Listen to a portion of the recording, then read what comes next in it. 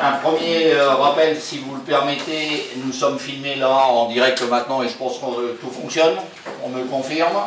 Voilà. Donc, chacune de vos interventions, si vous le voulez bien, vous la ferez dans un micro. Le micro à une certaine distance de votre bouche, mais néanmoins dirigé vers votre bouche. Madame Fadorelli, vos interventions du dernier conseil, en fait, ne sont pas très bien passées parce que cette consigne n'a pas été respectée. N'a pas, enfin, en tout cas, voilà. Donc, le micro à peu près à hauteur de bouche, ni trop près, ni trop loin, de manière à être certain que votre intervention soit enregistrée. Avant que nous ne commencions ce conseil, une information importante. Pour la fin du mois d'août, il faudrait que l'ensemble des communes nous fassent part des 2 personnalités qui siégeront pour la CLECT.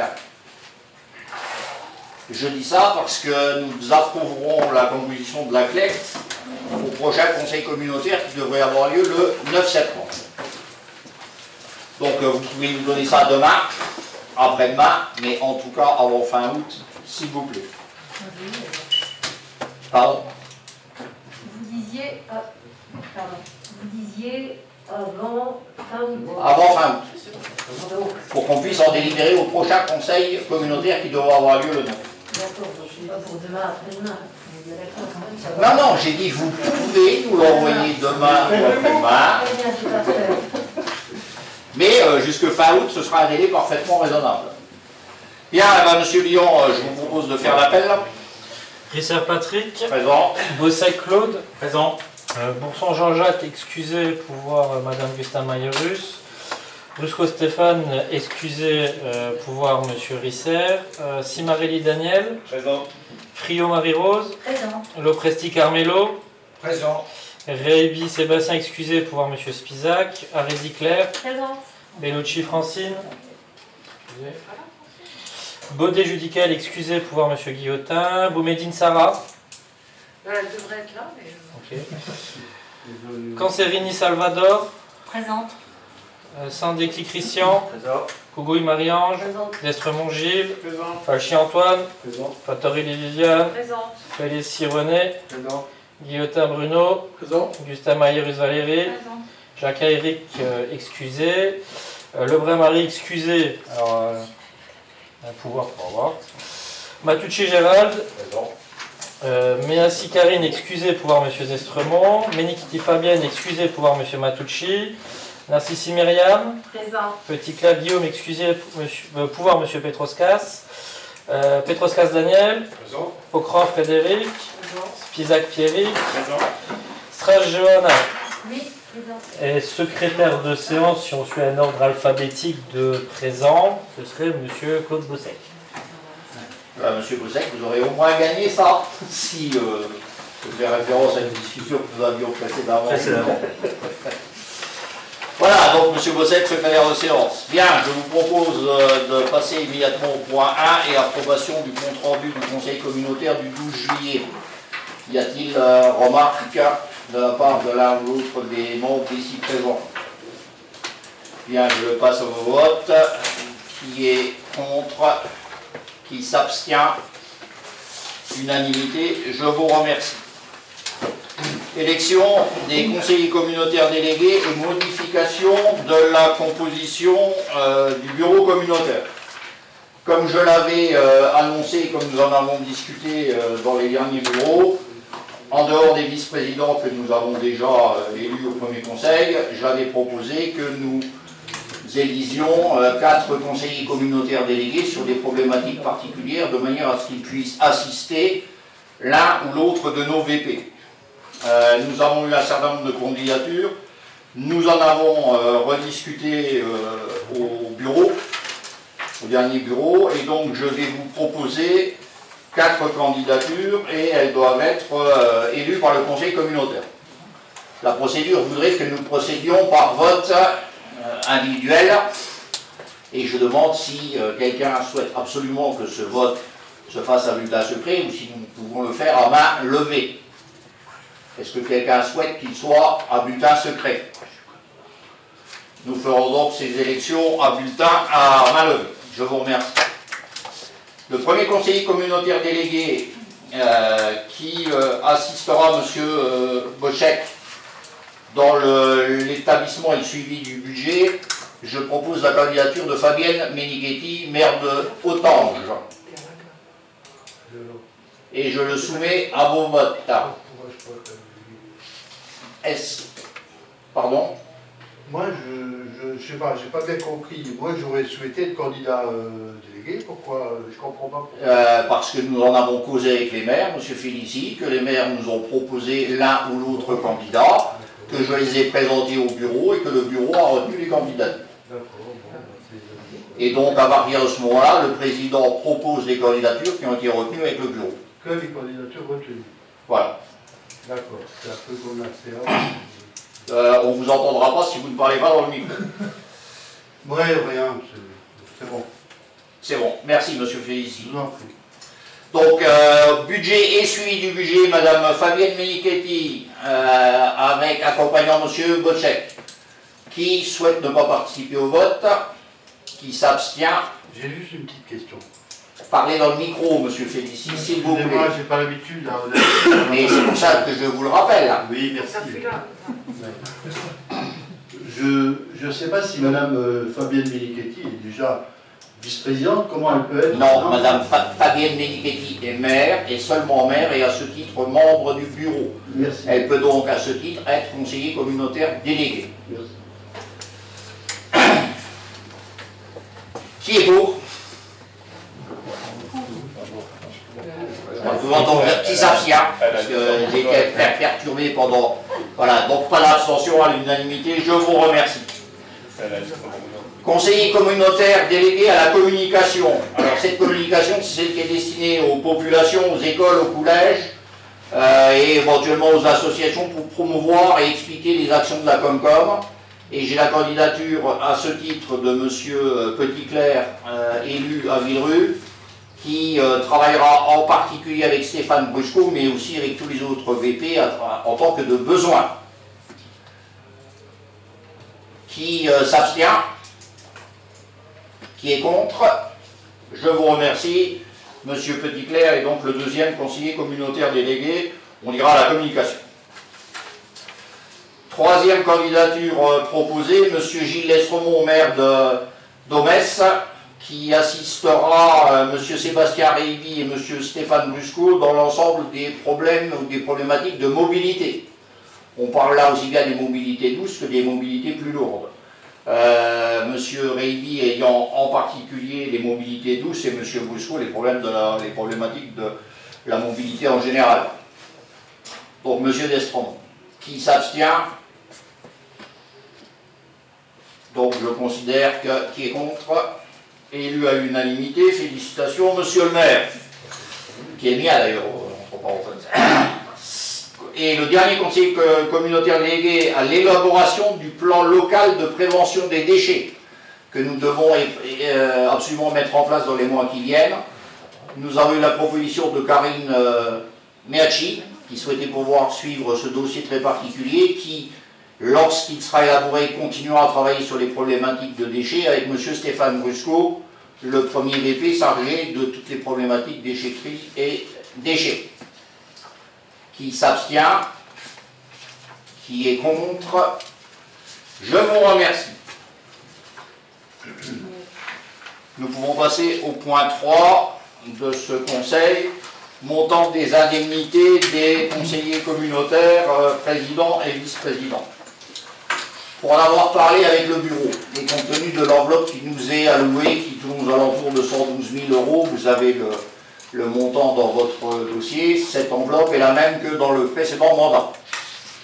Donc nous répartissons cette enveloppe au maximum de ce qui est possible pour chacun des postes qui méritent indemnité.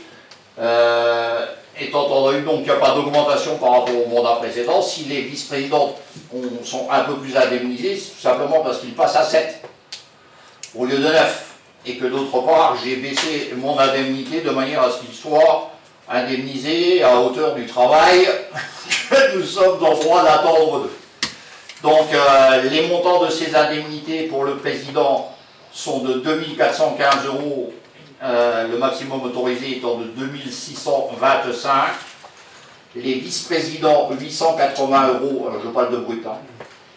Et pour les conseillers communautaires délégués, 190 €.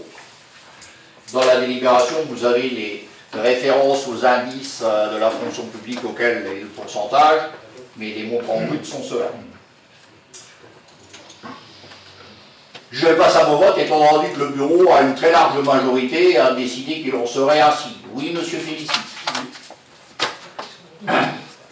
Oui, simplement, moi je voudrais faire une remarque. Hein. La remarque est la suivante.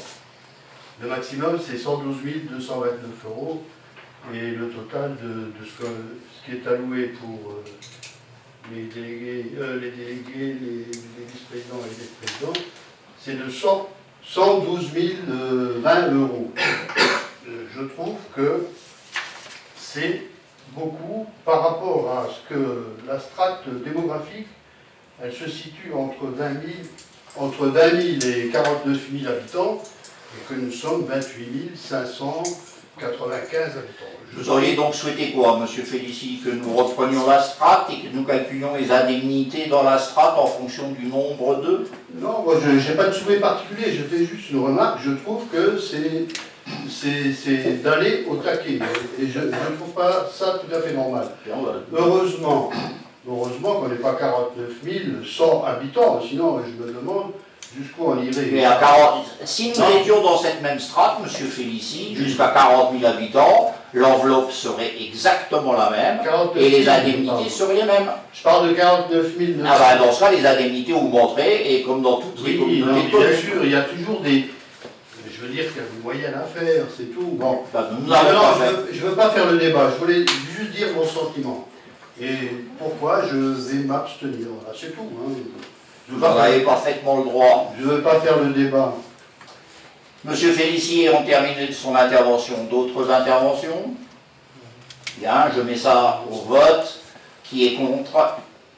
Nous, comme au bureau Vous ne communautaire. participez pas au vote. Pas au vote. Donc les deux représentants d'Odaldiche ne participent pas au vote pour les raisons qu'ils ont déjà expliquées.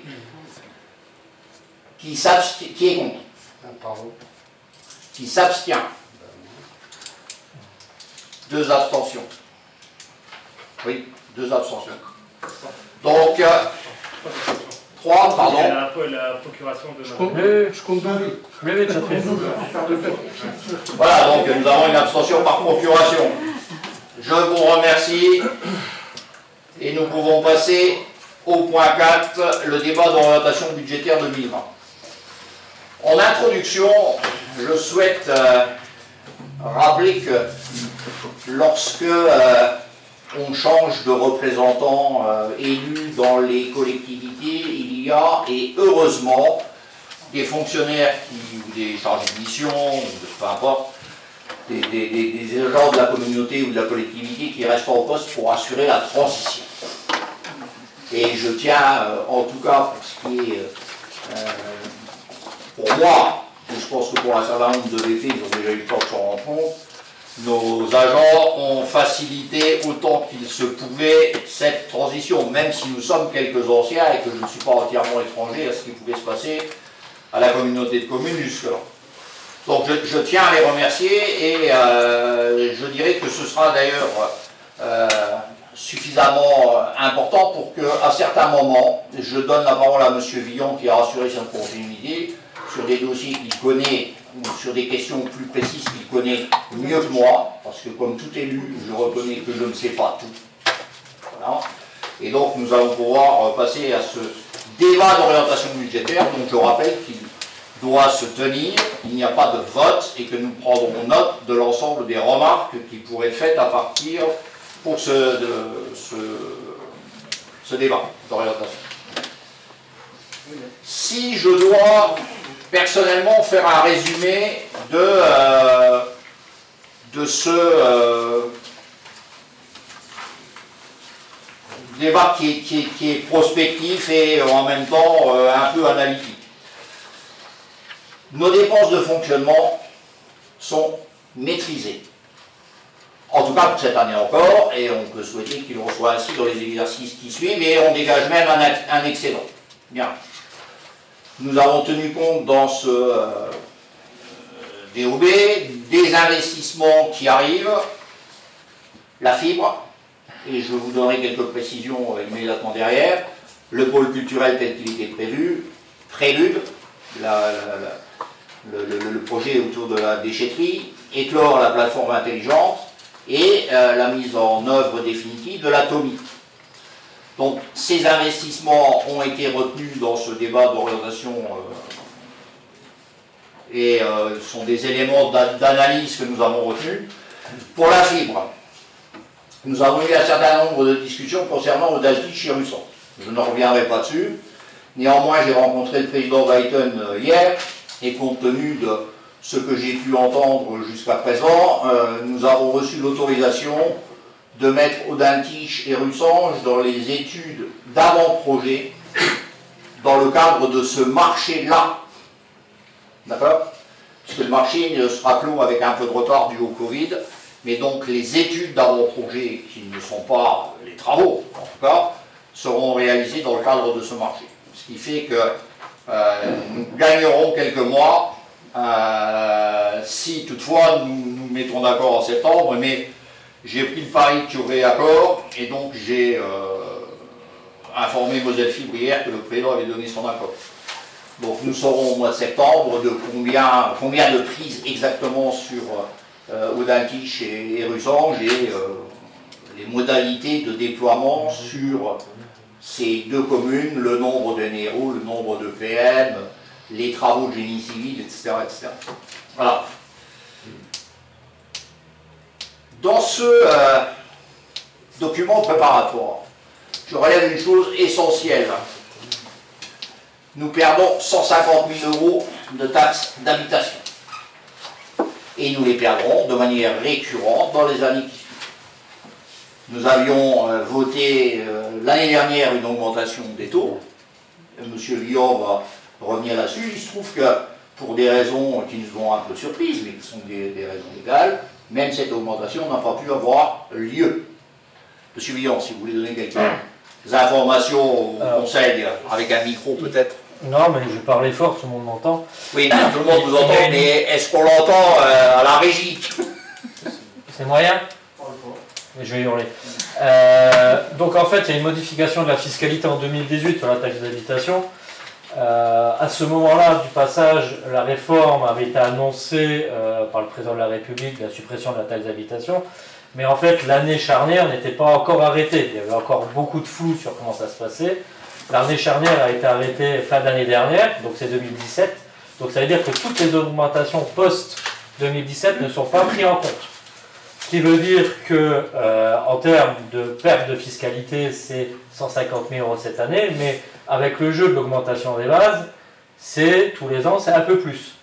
À noter en plus, et ça c'est une chose importante, il y a une subtilité, c'est-à-dire que cette taxe d'habitation, pour le moment, le gouvernement s'est engagé à la compenser, pour le moment. Alors la compensation, elle se fait sous deux biais selon le type de collectivité. Les mairies, c'est sur l'évolution du foncier bâti, donc ça veut dire que les bases auront une certaine dynamique selon le niveau de construction que vous avez sur votre territoire. Pour les EPCI, c'est une fraction de la TVA nationale. Ça veut dire que vous aurez une augmentation régulière, mais avec une dynamique qui va être plutôt limitée, en tout cas qui ne sera pas celle d'un niveau où vous avez beaucoup de programmes immobiliers. Donc ça, c'est aussi à prendre en compte, c'est-à-dire que les prospectives qui avaient été faites les années précédentes, qui tenaient compte des dynamiques immobilières sur le territoire, doivent être vues, et doivent être vues à la baisse.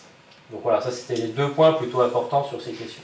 Sachant le nombre d'opérations immobilières et d'habitation qu'il y a sur le territoire, savoir que nos recettes n'y seront plus liées, en tout cas pour la communauté de communes, ce n'est pas le cas pour les communes, c'est plutôt une mauvaise nouvelle. Et il faudrait bien qu'on trouve, d'une manière ou d'une autre, par rapport à ce qu'on avait pu prévoir en termes de recettes et qui était aussi un argument au développement de l'habitat chez nous, pour ce qui est de la Comcom, on va considérer que c'est moins un argument, puisque a priori les retombées ne se feront pas sentir comme ça. C'est un débat que nous aurons, je pense, avec les représentants de l'État, mais ça va nous poser quelques problèmes. Monsieur Vian, si vous voulez bien rajouter notre problématique, ou en tout cas la réflexion que nous serons amenés par rapport au fonctionnement du pôle à minima et à maxima.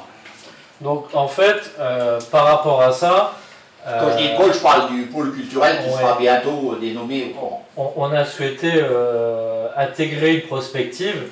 Alors une prospective qui intègre, comme toutes les prospectives, des recettes à une vision très pessimiste, des dépenses avec des budgets d'investissement pour permettre de faire des programmes à côté qui ne sont pas encore prévus mais avec une enveloppe. Donc on a fait 2 simulations, une simulation où la participation de la collectivité est de 300 000 € par an pour le fonctionnement du pôle culturel, une autre où elle est de 600 000 €, sachant que 600 000 € est le montant le plus élevé qui avait été validé par l'ancienne équipe, c'est-à-dire c'était un maximum, c'est pas forcément un objectif à tête, mais c'est un maximum. Donc vous verrez, quand vous regardez le document, que si on est à 300 000 € à partir de 2022-2023, ça devient serré, mais après ça repart. Il y a un effet, on n'a pas d'effet ciseau, c'est juste qu'on n'a pas d'effet ciseau. Les dynamiques repartent, les capacités d'endettement repartent. Par contre, si on est à 600 000 € en 2022-2023, il y a des difficultés. Les difficultés sont ces recettes de fiscalité qui manquent, hein, parce que 150 000 € cumulés sur 3-4 ans, ça fait tout de suite de l'argent. Donc voilà. Donc ça, ce sont des choses que nous aurons à aborder prochainement, mais que nous devons impérativement avoir en tête. C'est pas pour rien que j'ai proposé qu'on réunisse une collecte en septembre pour mettre toutes ces considérations sur la table, et ça n'est pas pour rien non plus que j'ai proposé que nous travaillions dès septembre, en dehors des problématiques purement de la collecte, à la mise en œuvre d'un pacte financier pour la communauté de communes.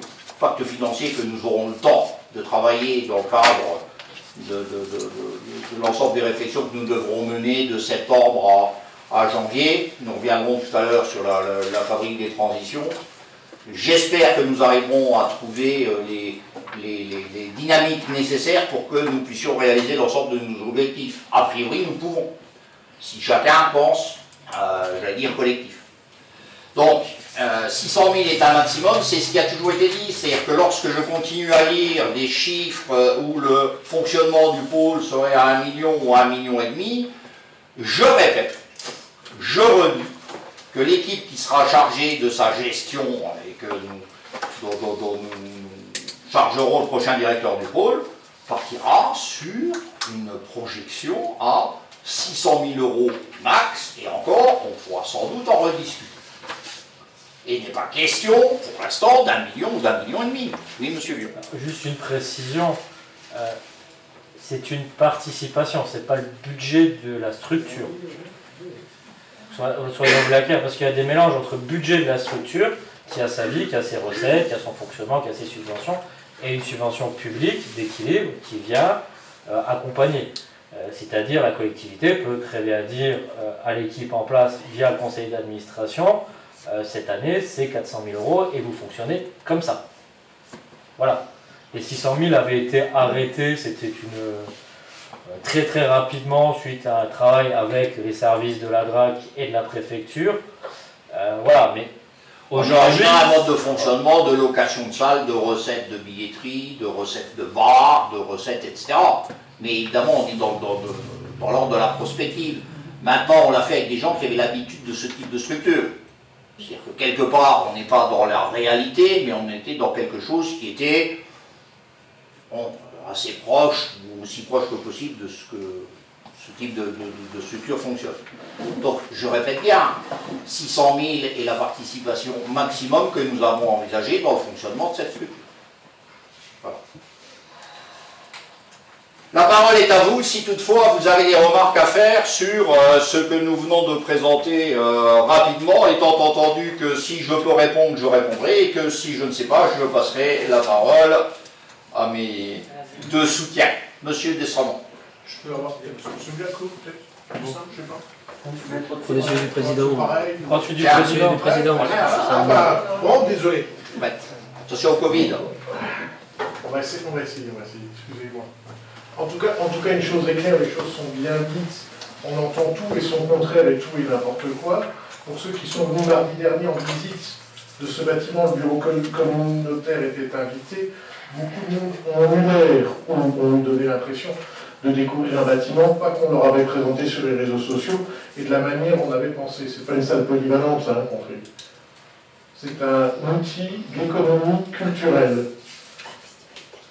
Il n'y a pas simplement le festival italien qui vient 15 jours. Il n'y a pas simplement ci ou ça. C'est une production musicale, c'est un Medialab. Quand vous connaissez un petit peu la musique, le Medialab est quand même l'endroit où les musiciens s'éclatent et vont faire de l'enregistrement, des essais et tout ce qui va derrière. Je reviens aussi sur les chiffres, et là aussi il faut être clair. Nous ne sommes pas seuls sur ce projet, c'est un projet qui est reconnu régionalement et nationalement dans le cadre du Medialab, donc soutenu par l'État et par la DRAC pour les dotations qui nous seront allouées, tout simplement. Merci Monsieur Destromont. D'autres remarques sur le DOB? Eh bien, le débat du DOB est terminé et je vous en remercie. Il va sans dire que nous sommes aussi dans une année de transition et que nous n'avons pas pris beaucoup de risques prospectifs. D'accord ? Mais que nous tenons les engagements que la communauté de communes avait par ailleurs déjà définis dans le mandat précédent. Nous allons passer à la partie que je préfère, qui est celle des comptes administratifs, puisqu'il va falloir que je sorte. Donc c'est évidemment celle que je préfère. Et je pense que... Alors, Stéphane Busco, il était prévu que ce soit lui qui les présente. Il se trouve qu'il va arriver en retard et sans doute handicapé, puisqu'il vient de subir une petite intervention avec une petite anesthésie locale. Donc je vais demander à Marie-Rose Friot, qui a l'expérience de la communauté de communes et qui est vice-présidente, de me remplacer pour les 2 prochains points. Compte général. Tu es là devant toi. Ça et ça. Ça y va. Ok. Voilà.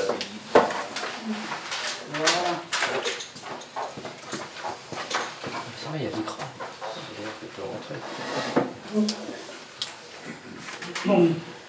Le compte administratif, budget général 2019. Rapport. Et joint la présentation générale du CA 2019, extrait de la maquette budgétaire.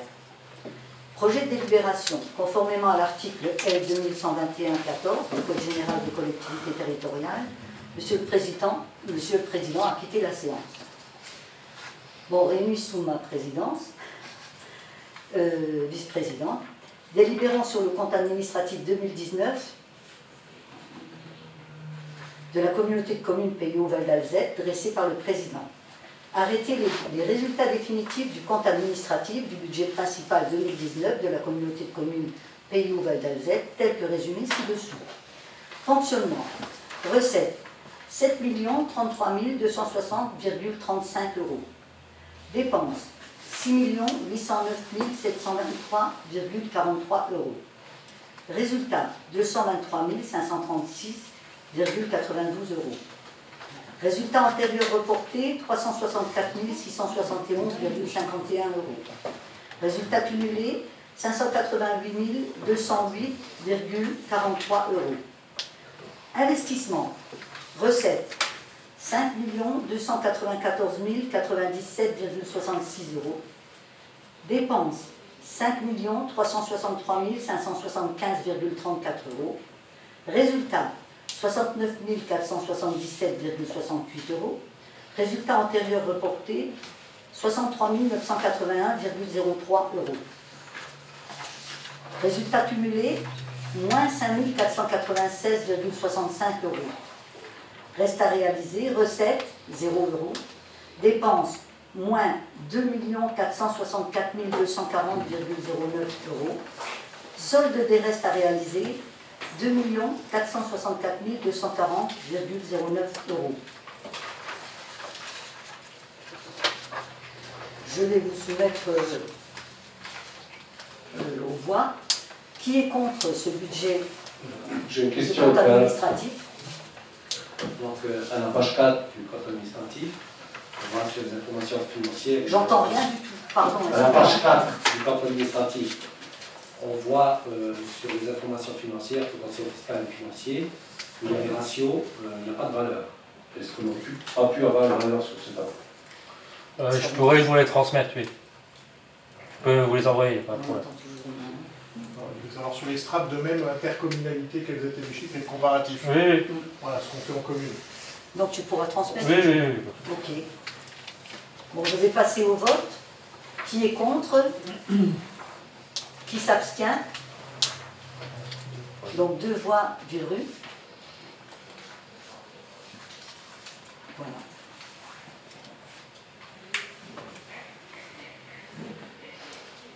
Le compte administratif est voté. Le président peut rentrer ou je passe tout de suite au deuxième? Bon, bah, c'est le deuxième. Ok. On va pas faire. Voilà. Compte administratif, budget annexe 2019. Et joint la présentation générale du CA 2019, extrait de la maquette budgétaire. Projet de délibération, conformément à l'article L 2121-14 du Code général des collectivités territoriales. Monsieur le Président a quitté la séance. Réunis sous ma présidence, délibérant sur le compte administratif 2019 de la communauté de communes du Pays Nouvel d'Alzette, dressé par le Président. Arrête les résultats définitifs du compte administratif du budget principal 2019 de la communauté de communes du Pays Nouvel d'Alzette, tel que résumé ci-dessous. Fonctionnement. Recettes. 3 931 646,11 euros. Dépenses. 3 680 847,67 euros. Résultat. 250 798,44 euros. Résultat antérieur reporté.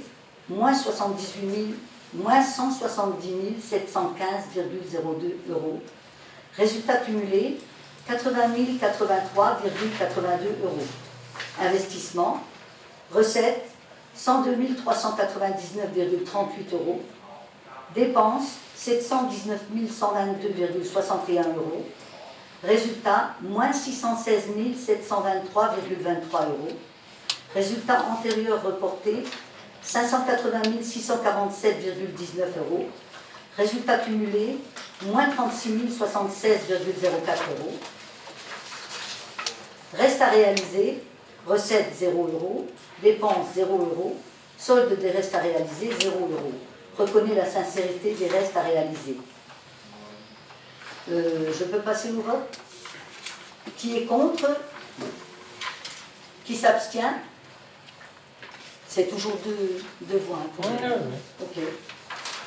Voilà.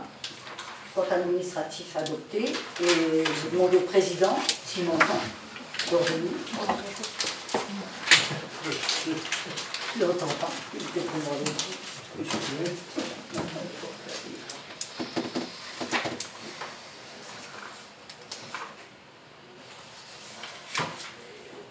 mais il n'a pas entendu pour rien. Il est à l'autre.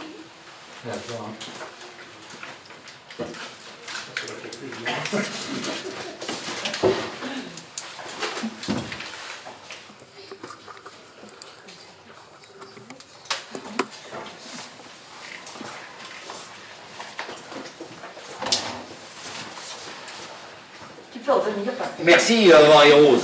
Cède la place. Nous n'avons eu aucun problème particulier. Bah, écoutez, je vais te laisser, alors dans ce cas, si tu n'as pas de problème, tu vas jusqu'au bout, non? Non? Bien, bah, écoutez, on remercie Marie-Rose Friot et je remercie l'Assemblée. Nous allons reprendre notre sommaire et nous allons passer au compte de gestion du budget principal 2019. Monsieur Villon, je vous laisse la parole. Non, ça je sais faire. Bien, donc on va mettre ça à l'adoption. Le conseil communautaire, par délibération, doit vérifier la concordance du compte administratif et du compte de gestion. Considérant que le conseil communautaire doit se prononcer sur l'exécution de la tenue des comptes du trésorier pour l'année 2019, et vu la concordance entre les comptes de gestion retraçant la comptabilité patrimoniale et la comptabilité administrative tenue par Monsieur le Président, le conseil communautaire, si vous le voulez bien, adopte le compte de gestion du budget principal. Je mets donc cette adoption à vos voix. Qui est contre? Qui s'abstient? une abstention et 2. Je vous remercie. Compte de gestion du budget annexe. Donc, quand on parle de budget annexe, on parle du budget des ordures ménagères. De la même manière, je vous propose d'adopter le compte de gestion du budget annexe, donc de la déchetterie et des ordures de la CCPHVA pour l'exercice en compte. Qui s'abstient? Une fois, deux fois. Qui est contre? Je vous remercie. Affectation du résultat du budget général. Le Conseil, donc après approbation de ces comptes, détaille comme suit en section de fonctionnement un résultat en excédent de 588 208,43 €. En section d'investissement, en tenant compte de l'excédent du résultat reporté, un résultat en déficit de 5 496,65 €, dont des restes à réaliser en dépenses d'un montant de 2 464 240 €, et donc un déficit dans le reste à réaliser de 2 464 240 €. Pour résumer, et si je ne me trompe pas, et M. Villon me reprendra, il s'agit là de l'ensemble des travaux sur le pôle que nous n'avons encore pas financés, enfin, acquittés. Donc, je vous propose d'affecter le résultat de fonctionnement de la manière suivante. Au compte 1068 du budget primitif. Alors, M. Villon, le compte 1068, dites-nous. C'est lequel? Ah ouais, c'est une interrogation. Oui, c'est une interrogation, puisque si Non, en on me fait, pose la question... On compte 1068, en fait ce qui se passe c'est qu'on a 2 469 736 74 de restes à réaliser, qui sont des dépenses qui sont fléchées notamment sur le pôle culturel. On a les subventions, alors il faut savoir que les restes à réaliser, on les a validés courant janvier, donc c'était période avant le Covid. Donc en fait on avait bloqué de l'argent pour payer les travaux jusqu'au mois de mars. Comme les subventions, on les touchait après, on les a pas intégrées dans le reste à réaliser. Donc en fait, le 1068, c'est vous décalez vos excédents en fonctionnement pour couvrir votre besoin de financement en investissement. Je sais que c'est un peu technique, mais c'est comme ça. Voilà. Et donc vous voyez que c'était même particulièrement technique et nous avions besoin de ces lumières. Donc en tout cas, à mon sens, rien de préoccupant et rien qui ne m'alerte dans cette réalisation de budget. Donc, après avoir entendu approuver les comptes administratifs du budget principal, statuant sur le résultat de fonctionnement de l'exercice 2019, constatant que le compte administratif présente un excédent de fonctionnement de 588 208,43 € et un besoin de financement à hauteur de 2 464 240 €, le Conseil communautaire décide d'affecter le résultat de fonctionnement comme suit: 588 208,43 € à inscrire au compte 1068 du budget 2020. Et je vous demande l'autorisation et le pouvoir d'effectuer cette opération. Qui est contre? Qui s'abstient? Une deuxième? D'habitude on en a deux. Oui, donc deux. Je vous remercie. Affectation du résultat du budget annexe. Alors là, donc, le budget annexe, je rappelle, on est dans les ordures ménagères.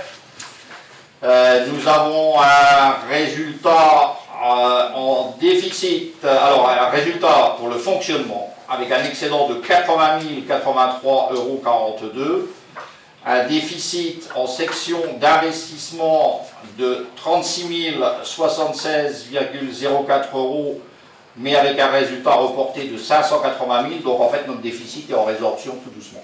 D'accord? Je ne me trompe pas, M. Lyon. Ah, content.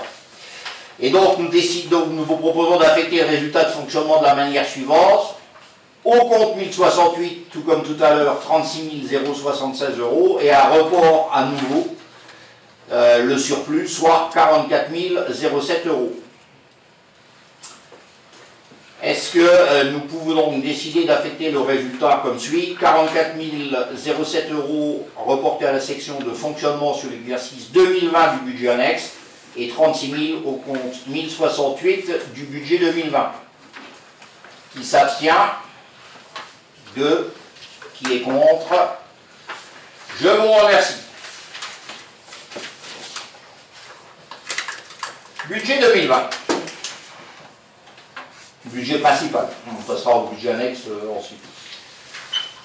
Nous sommes au mois de juillet. Vous considérez bien que le budget, en fait, quelque part, lorsqu'on est au mois de juillet, il y a une bonne partie qui est déjà faite et il nous reste finalement peu de temps dans le courant de cet exercice. Donc c'est un budget qui ne fait qu'entériner une situation, qui ne prend aucun risque et qui tient un peu compte des orientations que nous avons définies dans le précédent rapport. Donc il n'est pas très original, mais il a, je dirais, la qualité d'être assez sécurisant. De manière à ce que nous ne racontions aucune bêtise, Monsieur Bilan, si vous voulez bien nous présenter les parties les plus importantes de ce budget, et ce qui vous semble nécessaire que nous mettions en exergue. Donc on est sur un budget qui est quasiment une constatation du réalisé, puisque au 28 juillet, grosso modo, on va dire qu'il nous reste 3 mois et demi d'exercice, dans la mesure où généralement les trésoreries bloquent l'arrivée de mandat tout début décembre. Donc on est sur un budget, je dirais, de continuité, c'est-à-dire un statu quo au niveau des dépenses et des recettes de fonctionnement. Au niveau de l'investissement, une reprise des projets en cours et des projets lancés, rien de plus. Donc c'est quelque chose de plutôt classique, il n'y a rien de, je dirais, d'original dedans. Là, on est sur un constat de l'existant quasiment. Est-ce que, avant que je donne une lecture de ce que nous avons pu prévoir dans ce budget primitif en dépenses et en recettes, est-ce que lorsque vous avez regardé les documents qu'on vous a envoyés, vous avez interrogations ou réflexions qui vous sont venues à l'esprit? Monsieur Guillotin.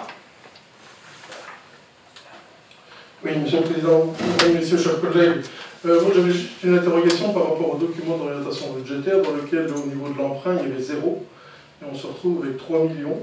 Donc il y a une vraie différence entre le document d'orientation budgétaire et le budget prévu.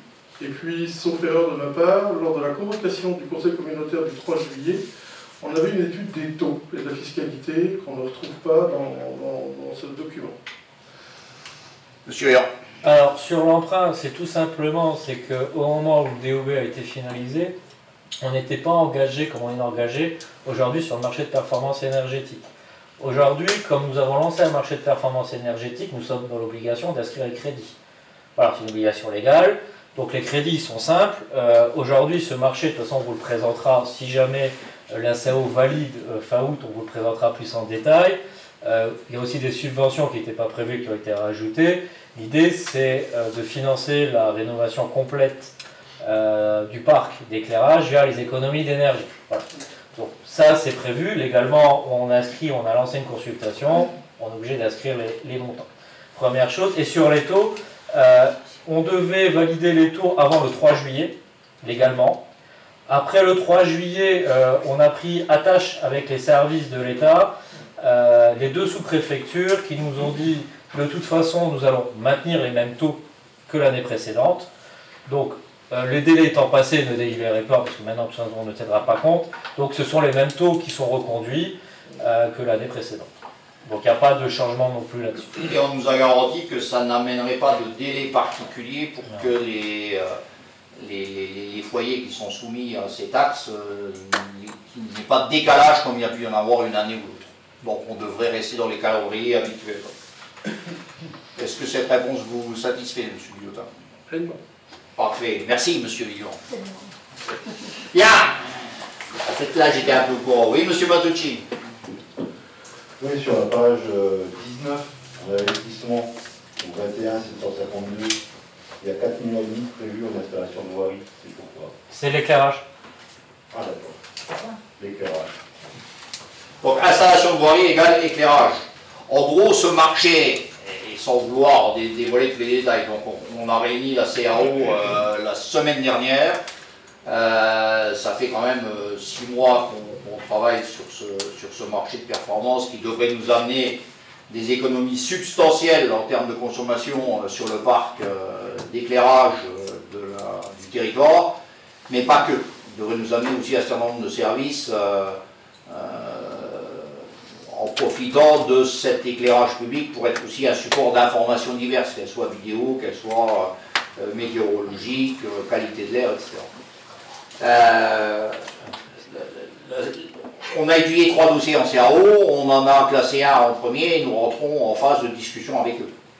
En fonction des garanties qu'ils pourront nous donner, j'espère qu'on pourra signer ce marché au mois de septembre, étant entendu qu'il se pose encore un certain nombre de questions. Les membres de la CAO ici présents en ont encore un certain nombre, et que nous espérons que nous aurons toutes précisions utiles d'ici là. Donc, 4 millions, c'est une partie de ce que nous aurons à consacrer à ce marché, étant entendu qu'on devrait avoir un retour sur investissement assez rapide. C'est-à-dire que les économies d'énergie permettront de financer assez rapidement ce marché, et puis on peut même espérer avoir de réels effets bénéfiques au bout de 5 ou 6 ans. Je vous propose donc d'autres questions. Juste une question. Oui, je vous en prie. Est-ce qu'on peut connaître les 3 entreprises qui sont positionnées, les 3 sociétés qui sont positionnées? Ah, je pense que ce n'est pas un secret, monsieur Villon. Est-ce qu'on a le droit? Je pose la question parce que... Alors, si vous voulez, je vous le dirai juste après. Je ne vais pas prendre de... Voilà, je préfère. Voilà, je le dis tout de suite. il faut qu'on se méfie en ce sens qu'on n'a pas retenu définitivement un candidat, qu'on a fait un classement, et que s'il ne donnait pas satisfaction, bah, ma foi, on pourrait très bien se retourner vers le deuxième, voire vers le troisième. Donc comme nous ne sommes pas... voilà. En tout cas, je peux vous dire, ce sont de gros opérateurs. Voilà. C'est pas un petit marché, et ce sont de très grosses entreprises qui ont répondu. Monsieur Destremont. Oui, Tony, c'est parce que tout simplement c'est juridique. C'est une fuite avant que la CAO libère réellement sur la personne. Le deuxième qui arrive, il ne va pas être content. Et compte tenu de l'importance du marché... Pour faire tomber toute la procédure. Enfin, on en a déjà vu dans certains oui. comme ça. Quoi. Donc compte tenu de l'importance du marché, je préfère prendre tout. En off, on peut le dire, mais pas en on. Ouais, mais même en off, il y a des choses qu'on ne dit pas, monsieur Destremont. Même en off. C'est chaud, hein. J'insiste. Le conseil communautaire, et je vais vous demander d'approuver le budget primitif principal 2020 avec en dépenses de fonctionnement une somme de 7 410 506 €. En dépenses de fonctionnement, d'investissement, une somme de 16 700 069 €.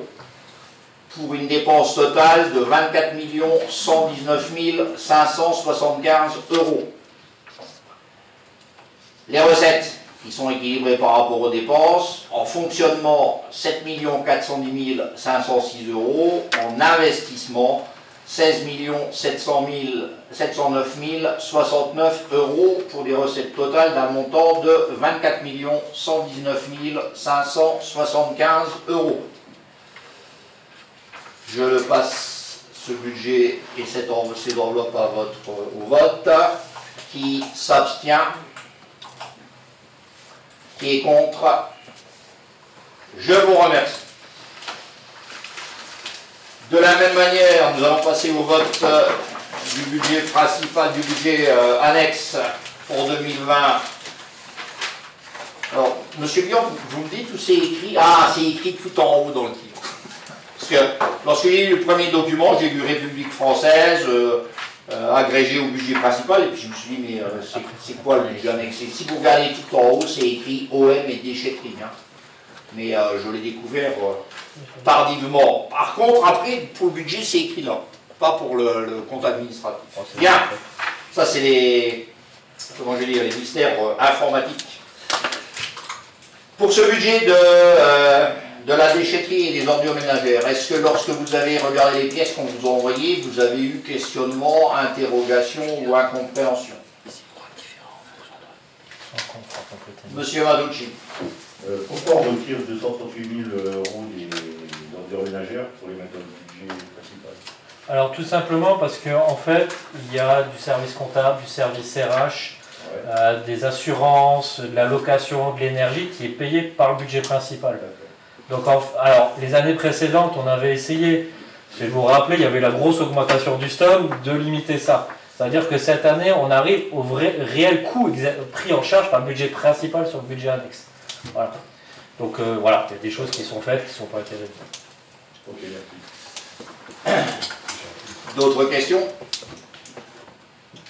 Bien, je vous propose donc un budget pour l'année 2020, un budget annexe, avec un montant de dépenses de 4 882 807 €, donc 4 172 807 en fonctionnement et 710 000 € en investissement, pour des recettes équilibrées d'un montant de 4 172 807 en fonctionnement et 710 000 en investissement, pour un total de 4 882 807 €. Et je soumets cette délibération au vote. Qui s'abstient? Qui est contre? Je vous remercie. Bien, eh ben, nous aurons de quoi faire tourner notre communauté de communes jusqu'à la fin de ce mois-ci. J'en ai discuté de cette année-ci. Pardon, monsieur. On va vous faire tourner les pièces que vous devez signer pour les budgets, il y en a 4. Donc 2 budgets de compte administratif. Et je pense qu'il y a de quoi se désinfecter les mains une fois que le classeur tourne. Si je dois repréciser les procédures, vous avez de quoi. Chacun a un stylo normalement. Et chacun devrait avoir son stylo sur la table qu'il prendra en partant.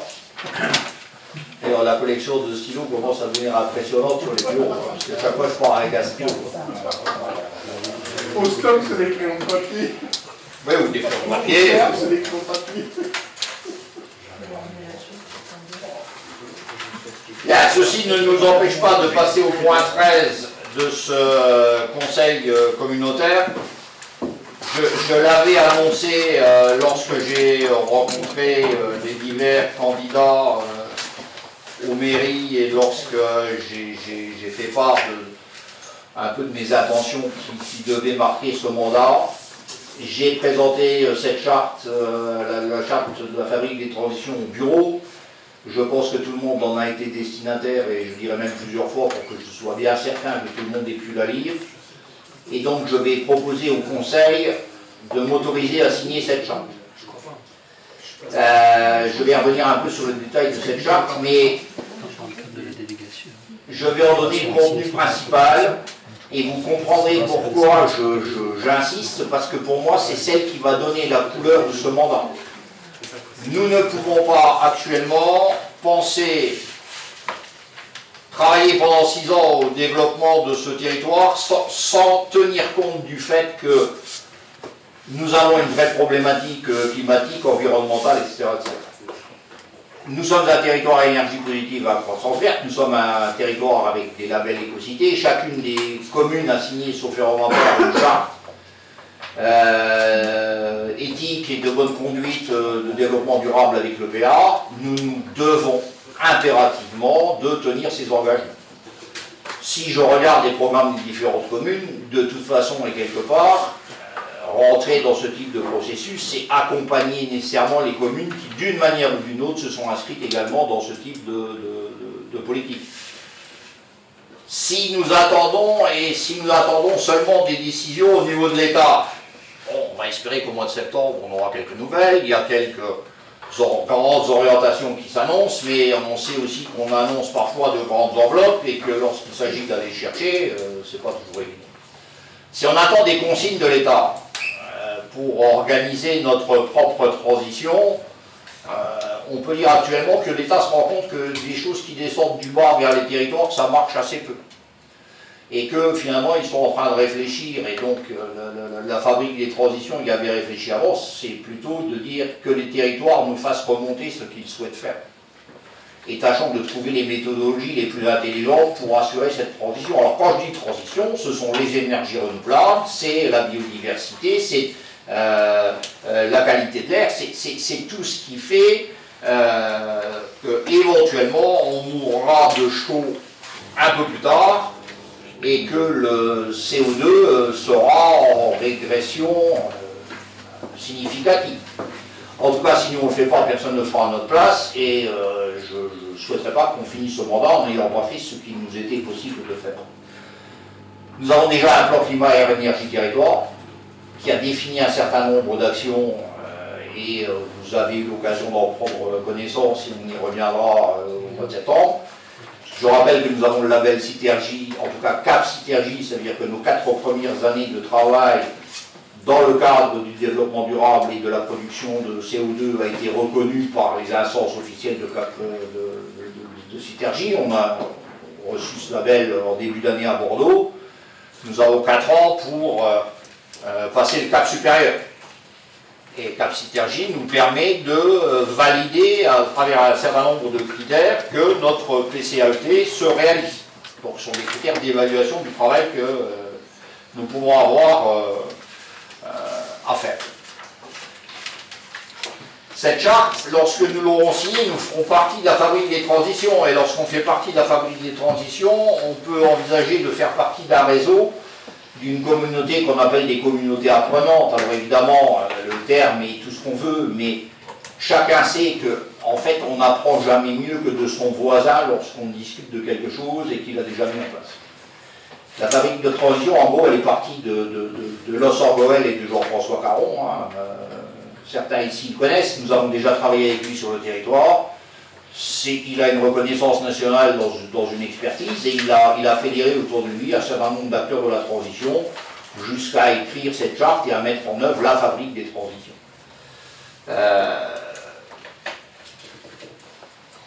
4 objectifs. Donc je parlais d'une communauté apprenante, de mettre tout ce patrimoine, ces recherches, etc., au service des territoires en transition, et nous le sommes, de proposer alors ensemble des changements de modèle économique, de gouvernance du droit et des relations entre les sociétés. Je prends pour exemple, pour avoir suivi une visio, par exemple, on assiste à une évolution du droit sur la production d'énergie collective et de revente dans les circuits, avec le droit qui s'adapte au fur et à mesure, parce qu'il y a une pression des territoires pour que ça puisse se faire. Alors on n'est encore pas au nirvana, dès que vous rentrez dans quelque chose d'un peu qui sort de l'ordinaire, vous vous heurtez à ces murs juridiques, mais en tout cas avec la fabrique des transitions, il y a un certain nombre de choses qui peuvent avancer et ce n'est pas nous tout seuls dans notre coin qui avons à en parler. Et puis de favoriser le déploiement par tous les moyens, notamment celui de la formation, et là j'insiste, d'une ingénierie de la conduite du changement systémique. Quand je disais qu'à partir du mois de septembre, on travaillerait à une charte de Monsieur Léon, j'ai un trou. De la donnée. Ah non, charte de la donnée, c'est autre chose. Non, pacte fiscal, ça fait partie de ces choses-là. Lorsqu'on m'a interrogé sur la gouvernance de la communauté de communes, j'ai répondu qu'on travaillerait à la gouvernance de la communauté de communes pour la mettre en adéquation avec toutes ces problématiques-là. On le fera en septembre. On verra ce qu'il y a ensemble. D'accord ? Et on y travaillera tous. Et tout ça, on le fera sur des valeurs communes, une éthique de rigueur, d'écoute, de coopération et de responsabilisation de chacun. Ça me semble être les bases minimum. Quand nous aurons signé cette charte, nous pourrons prétendre d'une part à faire intervenir un certain nombre d'aides à partir du mois de septembre pour nous aider à réfléchir à tout ça, mais nous pourrons aussi candidater parce que c'est relativement arrêté à être l'un des quelques territoires expérimentaux de cette charte à partir du mois de janvier. Ce qui veut dire que nous devrions pouvoir solliciter plus facilement à la fois des aides d'ingénierie, mais aussi éventuellement des fonds, etc., sur un certain nombre d'opérations qui auront trait à cette transition et au développement durable. Donc, dans un premier temps, signer la charte, je vais dire, ça nous oblige à suivre simplement ça, et rien d'autre, d'accord ? Moi, je dis, et je m'engage à ce que nous mettions en place en septembre toute la réflexion nécessaire à ce qu'on mette en ordre de marche pour pouvoir réaliser les objectifs de cette charte.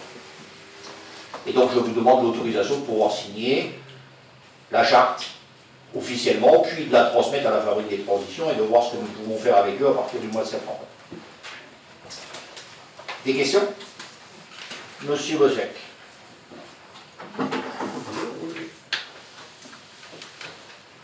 Monsieur le Président, chers collègues, Moi j'ai une question sur cette transition énergétique. On sait très bien que si on ne fait rien, les 5 degrés constatés par nos scientifiques aura lieu. Et j'ai 2 problèmes à ce sujet. Le premier, c'est que mécaniquement, si on n'a pas la formation liée à ces nouveaux métiers, on sera incapable sur notre territoire de pouvoir faire évoluer cette stratégie. Donc il faut remettre du bon sens à tout ça, en mettant finalement la formation à la priorité des priorités, avant de pouvoir enregistrer une vision sur cette transition énergétique. Deuxième point, je reviens un peu à notre pôle culturel, où je trouve que c'est un pôle extraordinaire. Je l'ai visité, je n'ai rien à dire sur la qualité de la fabrication, sur le concept.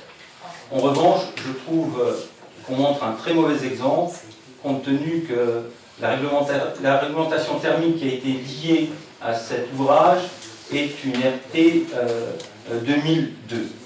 Donc je suis surpris qu'on n'ait pas regardé, à travers les consommations énergétiques de ce pôle, cette préoccupation d'une passoire thermique. Pour moi, elle est une passoire thermique, et qu'il faudra absolument, à travers le fonctionnement de ce pôle culturel, se pencher sur la question de repartir sur cette qualité d'avoir un bâtiment plutôt positif, voire même BPOS. Voilà, ça c'est... On en voit un mauvais exemple à travers cette réalisation, et je suis un peu, j'ai ce côté, l'amertume qui me vient, et quand je vois les énergies, comment elles vont prendre finalement des proportions importantes pendant ces prochaines années, le kilowatt électrique, le kilowattheure gaz, tous ces kilowattheures qui risquent de finalement pénaliser le fonctionnement de cet établissement. Voilà ma réflexion, voilà un petit peu ce à quoi au jour d'aujourd'hui cette transition énergétique m'inquiète fortement. D'autres réactions avant que je ne tente de répondre à M. Bossec? M. Destremont. Ah pardon, allumez les éteint. Effectivement, Claude, on en a parlé un tout petit peu à la dernière réunion. Moi, je le remettrais dans un contexte de quoi accouche ce pôle culturel. D'un combat entre certaines personnes, de faux débats, de mensonges, de faux chiffres. Moi, je prends juste un exemple, et c'est un exemple que vous pouvez prendre et vous verrez dans vos collectivités. J'ai eu affaire à la dette d'un pôle multigénérationnel qui se compose d'un pôle de culture, avec une médiathèque, un foyer du 3e âge et une école de musique. L'ODED, agence en charge des économies d'énergie, n'a pas été trouvé capable sur un bâtiment RT 2012 moins 45%, je ne pouvais pas le faire. Passif, parce que je mettais 1 million de plus, moins 45%, pas capable de trouver les financements. Alors, je vais le dire avec ironie, Claude, j'entends ce que tu dis, et je pense qu'il faudra le faire évoluer par rapport aux critères qu'on est en train de mettre, mais je pense que ça a déjà été entendu, puisque, effectivement, le prochain sujet, ça va être ça. Pas trop près de la bouche du micro. Par contre, ouais, pas trop près de la bouche. Désolé. Par contre, effectivement, il faut savoir, et il y a beaucoup de nouveaux élus, les combats, les débats pour 10 000 euros, pour 20 000 euros, pour 30 000 euros, sur un pôle culturel qui a 13 millions hors taxes, et qui n'est pas un autre chiffre, et qui est subventionné à 80%, comme aucun projet depuis les fonds après-mine finançaient des projets sur nos territoires. Voilà, c'est tout. Il faut simplement, moi j'en souris maintenant, j'aurais voulu plus aussi. Je me mets dans la charte des transitions, puisque la commune se met dans son cadre de plan de développement humain durable pour prendre la nouvelle planète en même temps. Si on nous avait laissé effectivement faire un pôle à 15 millions hors taxe, premièrement, il y aurait eu la passerelle qui serait passée, mais elle n'est pas passée au sein du conseil communautaire. Et je pense que la passerelle est importante pour la projection de ce que représente ce phare sur ce territoire. Et on a commencé à discuter après sur le fonctionnement. avec ce qui a été dit par le président au départ, des chiffres qui étaient tout et n'importe quoi, sans compréhension, lancés à la vindicte populaire, sans vouloir en comprendre. Je pense que nous sommes des élus responsables, on sait qu'il y a des améliorations à faire et qu'on va continuer à les faire. On a un mandat de 6 ans, rien ne s'est fait en un jour, et c'est pas Rodin que je vais dire, les pauvres.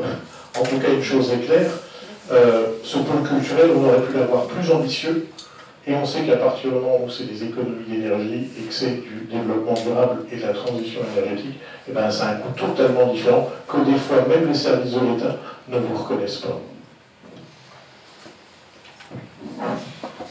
Bien, je remercie M. Esremont qui, en gros, et résume une partie de ma pensée, c'est qu'on a fait ce qu'on pouvait avec ce qu'on a vu.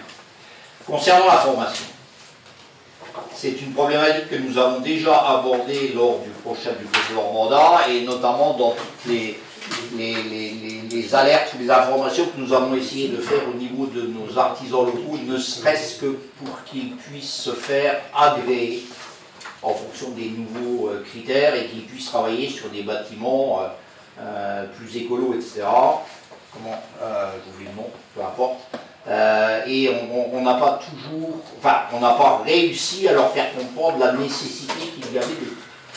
Et lorsqu'on leur disait que s'ils n'étaient pas agréés, ils ne pouvaient plus intervenir sur un certain nombre de bâtiments puisqu'ils n'avaient pas les qualifications nécessaires, en gros, ils considéraient qu'ils avaient assez de travail maintenant pour s'en soucier peut-être plus tard. Ça, c'est la première chose. La deuxième chose, effectivement, en termes de formation par rapport aux nouvelles technologies, et notamment du développement durable et des nouvelles énergies, si vous allez sur le site d'Engie, il vous propose une possibilité d'installer du photovoltaïque sur votre toiture et puis de faire intervenir. Alors moi je suis un peu rentré sur le site d'Engie pour voir ce qu'on pouvait faire, et en fait le territoire du PO Val d'Alzette n'existe pas sur cette carte. Non pas qu'on n'ait pas assez de soleil, qu'on ne puisse pas produire de l'énergie photovoltaïque, mais tout simplement il n'y a aucun artisan sur le secteur qui ne s'est mis suffisamment en ordre de marche pour pouvoir répondre aux demandes d'Engie. Et à partir du moment où Engie n'a pas d'opérateur particulier pour mettre en place leur système, qui en vaut d'autres, et puis voilà, eh ben, on n'existe pas, puisque personne sur le territoire n'est capable de remplir le cahier des charges d'une installation photovoltaïque telle que le définit Engie. C'est quand même grave. On sait aussi que les efforts de formation qu'on pourra faire chez nous, c'est peut-être nos voisins qui en profiteront. Même certainement nos voisins qui en profiteront. Ce qui ne veut pas dire que nous ne devons pas nous attaquer à cette problématique. Et on en causait avant le Conseil, M. Bossec, et dans le cadre de votre portefeuille de développement économique et de formation, je pense qu'on devrait pouvoir avancer sur un certain nombre de projets, et je dirais pourquoi pas avec nos voisins. Mais notre problématique est bien celle-là. Nous formons dans tous les métiers et nous perdons les gens dès qu'ils sont formés. On les retient pas. À la déchetterie, il faut savoir que lorsqu'on recrute quelqu'un, on lui propose éventuellement de passer les permis de poids lourds, etc., dans le cadre de son contrat, ce qu'il fait, et puis dès qu'il a toutes ces qualifications-là, il va les vendre un peu plus cher, et même nettement plus cher de l'autre côté de la frontière. Donc nous devons former, oui, mais on n'a pas de vraie solution pour pouvoir garder. Par contre, et on avait essayé de monter des plateformes pour que nos artisans ne soient pas obligés de se déplacer, parce que c'est toujours la problématique, on a essayé de monter une plateforme de formation en local. Ça n'a pas abouti pour un tas de raisons, de complexité et autres, mais ne serait-ce déjà que de trouver des locaux. Donc ça aussi, ce sont des choses dont on pourra, je pense, causer à la fois avec le PA dans le cadre d'un certain nombre d'opérations, avec l'État lorsque nous les rencontrerons, et avec les Luxembourgeois, et je vous ai dit qu'on était, voilà, et je dirais que les organisations patronales des deux côtés de la frontière, nous trouverons peut-être quelques solutions, après tout ici. Madame Patorelli. Moi, je voudrais vous rappeler, justement, quand on était en atelier citoyen sur le plan climat, on avait fait intervenir le premier échevin de Chifflange avec la coopérative de panneaux photovoltaïques, justement, parce que nous on avait mis en avant ce projet. Et donc, il avait assuré aux personnes qui étaient venues de Paris également qu'il était prêt à s'investir sur notre territoire. Vous vous souvenez de ça ou pas? Voilà, donc je ne sais pas, peut-être qu'il est possible de le revoir. Nous avons des VP qui, dans leur portefeuille, ont. Vous aurez tous ces détails en septembre sur les délégations, mais qui ont ces problématiques-là dans leur portefeuille. Il est bien évident qu'à partir du moment où nous avons signé cette charte, nous rentrerons dans une gouvernance qui permet de. Chaque VP aura la responsabilité de. Et ça, c'est une des solutions, mais il y en a d'autres. La plateforme de gestion de la donnée nous permettra un certain nombre de choses, notamment d'avoir des exigences, mais aussi de permettre à des gens de venir s'installer sur le territoire et d'expérimenter. Et le photovoltaïque, partagé avec de la consommation collective, etc., c'est des choses qui commencent à se développer. Et qu'on soit pro ou anti-Linky, en tout cas, on a un Linky sur le territoire qui permet de le faire. Parce que s'il n'y a pas de compteur intelligent, il n'y a pas de collecte ni de partage intelligent de la production. Voilà. Donc, pour ce qui est de la formation, qui est l'un des volets, mais on peut aussi espérer qu'avec de la formation, et notamment d'un certain nombre de populations plutôt en difficulté, parce qu'on a nos chômeurs, on a nos RSA. Alors pour la Moselle, il y a un certain nombre de choses qui sont faites dans le plan de relance. Je pense que la Meurthe-et-Moselle a fait un certain nombre d'autres choses aussi. Dans les marchés que nous commençons à passer, nous demandons et nous demanderons qu'il y ait une politique d'insertion et donc de formation. Ça devient maintenant un critère. Non, mais jusqu'à présent, on n'avait pas nettement le droit de l'écrire dans les marchés. Non, mais c'est comme la préférence nationale, ça ne s'écrit pas dans un marché. D'accord ? La préférence du local, ça ne s'écrit pas tout à fait comme ça dans un marché. Et pourtant, quelque part, je ne me trompe pas, M. Bion, la doctrine évolue légèrement. On pouvait le faire, mais aujourd'hui, notamment les départements amènent des abondements si on le fait, financier. Pour le président Weiten qui présentait hier les nouveaux dispositifs d'aide du département, l'insertion sera l'un des critères où ce ne sera même pas la peine de proposer un projet s'il n'y a pas une forme d'insertion dans le projet. Oui, M. Bossec. Alors, bien entendu, lorsqu'on est dans un appel d'offres performantiel, c'est à l'entreprise de témoigner finalement de toute la pertinence liée à l'opération. En revanche, je reviens sur cette transition énergétique liée à nos collègues du Luxembourg. Il est bien évident que demain, si on essaie de concurrencer le Luxembourg à travers nos projets, je pense que ça va être compliqué. En revanche, on doit se diversifier, on doit donner une offre complémentaire, et vous savez très bien l'orientation qu'a pris le gouvernement à travers le tout électrique pour enlever nos énergies fossiles, celle du fioul, celle du gaz. On va rentrer dans une ère pendant ces 10 prochaines années qui vont se tourner vers l'électricité, avec forcément toutes ces inquiétudes qui est de fabriquer de l'électricité propre, verte.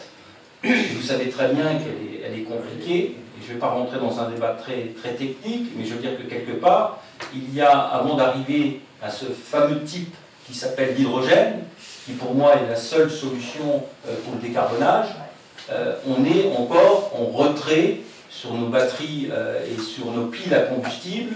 On n'est pas capable aujourd'hui de donner de la fiabilité, on n'est pas capable d'avoir le REX nécessaire pour rentrer dans une énergie qui soit fiable. Donc on est un petit peu, on n'est pas en maturité pour proposer l'hydrogène. Je sais que nos confrères luxembourgeois ont abandonné la piste de l'hydrogène. En revanche, les Allemands ont été plutôt pugnaces sur le sujet, mais on sait très bien que l'on a deux enjeux importants, et si demain on peut amener l'hydrogène à sa maturité et construire des piles à combustible sur notre territoire, ça serait une belle réponse technologique, parce que c'est bien d'avoir du commerce, c'est bien d'avoir des centres commerciaux, c'est bien d'avoir de la proximité. En revanche, on a besoin d'emplois industriels. Si on n'est pas capable d'avoir cette vision sur les prochaines années que d'installer de l'industrie, on sera finalement sclérosé, on n'aura pas la réponse nécessaire à ce qu'attend notre jeunesse, parce que notre jeunesse attend beaucoup de nous sur les orientations, sur la vision. Et quand je parlais de cette formation, je m'aperçois qu'à chaque fois que l'on est en train de faire des réalisations sur des bâtiments, sur du BPOS, bien souvent, le matériel installé n'est pas bien installé. Et lorsqu'il n'est pas bien installé, nous savons en plus ne pas pouvoir le maintenir. Donc, cette observation, tous ces recueils après coup, c'est pour ça qu'il faut absolument qu'on soit, nous, sur nos territoires, moi je crois beaucoup aux territoires. Si j'ai une chose, je pense que ça ne viendra pas de l'État, ça viendra de nos territoires, et toute notre clairvoyance, notre vision, notre impulsion liée à cette transition énergétique devrait être salvateur, elle devrait être force d'espoir à travers notre jeunesse et de notre économie. Parce qu'il n'y aura pas d'économie sans notre jeunesse, sans la vision du bas carbone, sans la vision au jour d'aujourd'hui de traverser une période qui est douloureuse, hein, parce que, je répète, 5 degrés demain, c'est 120 mètres d'augmentation d'océan. Je ne vais pas vous expliquer comment ça peut aujourd'hui se mettre en place à travers toute notre géographie, notre population, notre démographie. Enfin, c'est un peu compliqué. 4% suffirait, 4% par année suffirait en décarbonage pour limiter ça à 2 degrés. Donc, que vont faire les territoires, que vont faire au jour d'aujourd'hui notre économie, nos industries, tout ce qui est lié à l'économie, mais aussi il y a une prise de conscience collective que chaque habitant, moi je suis assez fervent du colibri, c'est chacun doit apporter sa petite touche, chacun doit apporter sa petite part pour effectuer que demain on n'ait pas une catastrophe qui arrive, et si cette catastrophe arrive, je peux vous assurer que la Terre se remettra à tout ça, Mère Nature refera, mais l'être humain sera finalement plus là pour pouvoir compter l'histoire ou l'avenir de notre pays.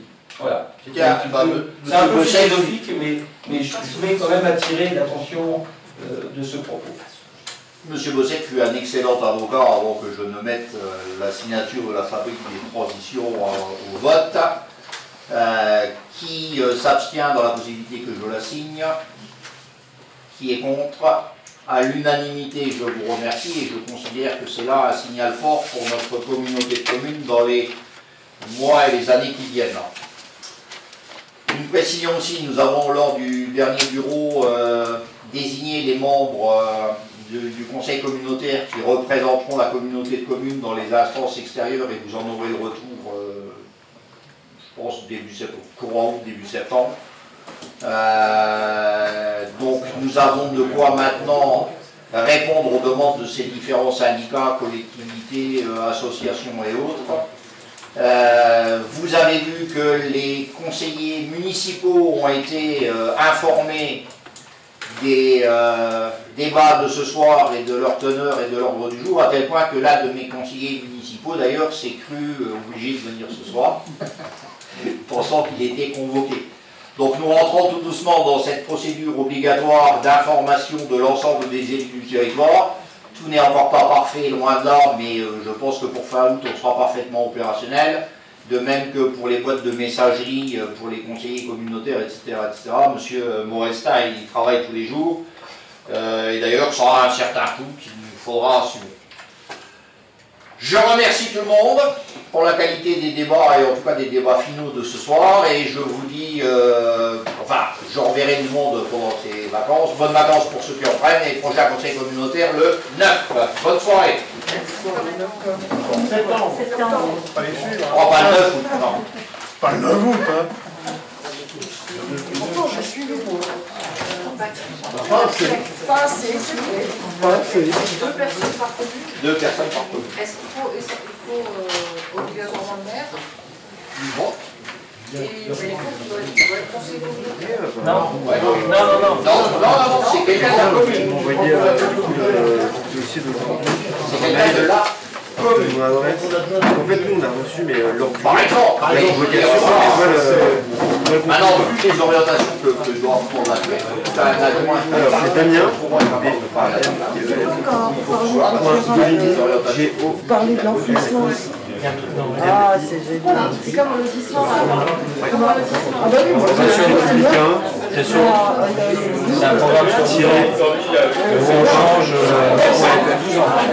Non, mais les travaux sont sous 10 mois. Ah oui, d'accord. Ah oui, oui. En fait, les 10 mois, vous changez. Après, sur Pour faire 70% de limite d'énergie. de mettre en annexe la charte. Alors, il y a des fois on change la gamelle, des fois on change le chandélabre. Donc ça c'est les premiers mois, 12 ans après, il y a l'entretien avec tous les candélabres sont connectés, donc on peut les gérer à distance, donc on voit tout ce qui est une panne, des petites interventions. Il y a des renouvellements tous les ans, réseau électrique souterrain, réseau électrique aérien, il y a l'autonome. Mais vous comptez enfouir tout dans le coin d'ici quand 4-5 ans L'enfouissement, on va en faire une première partie tout de suite, et après ça se prend au fur et à mesure pour l'évaluation. Voilà. Et il y a des visites de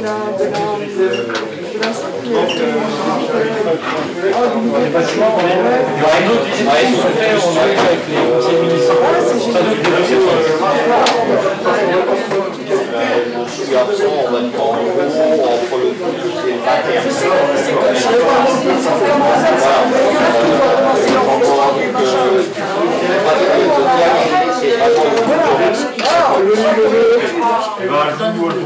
Elle ne veut pas s'appeler pour récupérer un mail et Ça se passe bien à Nice, mais c'est. Il faut mettre les choses à la place. Il n'y a pas d'amour, il y a des preuves d'amour. Il ne suffit pas d'être comme ça maintenant, il faut aussi ne pas oublier comment ça va. C'est mignon. Il y avait des bouts qui ne savaient pas. Stéphane, finalement, on sera jeudi, pour un rendez-vous avec les DG. Là.